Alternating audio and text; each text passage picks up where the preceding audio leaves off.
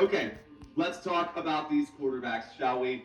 Now, I did something interesting because all of the quarterback rotations and the changes that we've seen here at the quarterback position, I actually just put this as all of the entire Browns quarterbacks, and this will not have to be brought up ever again because the season is over and we won't see the Browns playing football anymore anyways. But Browns quarterbacks versus just Lamar Jackson. All of the Browns quarterbacks combined have not outgained Lamar Jackson. So Lamar Jackson, 3,955 passing yards versus all of the Cleveland Browns quarterbacks, 3,696.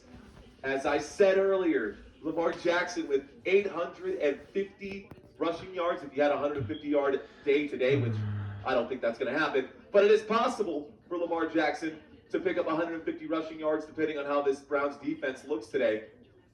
But he has outgained all of the rushing yards for all of the Browns quarterbacks there as well. He's got more total touchdowns than the entire Browns football team. He has less interceptions than the entire Browns football team. He's got a higher completion rating than all of the Browns football team. He's got a third of the sacks taken compared to all of the Browns quarterbacks, and basically double, literally more than double the passer rating here than all of the Browns quarterbacks.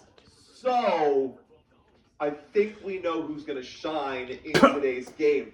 That's pretty straightforward, although the differences there are glaring when we look at that. One more time, guys, take a look at this. Positives on one side, negatives on the other.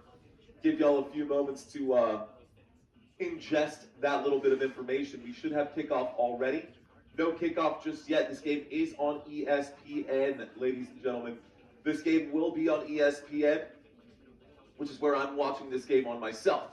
All right, guys. Team receiving. Wide receivers here.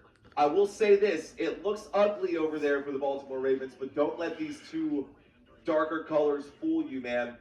Well, let's break this down. I'm going to step out of the way one more time. So, yards per game, the Ravens are 6th through the air. This wide receiver core is 6th in the NFL when it comes to receiving yards per game.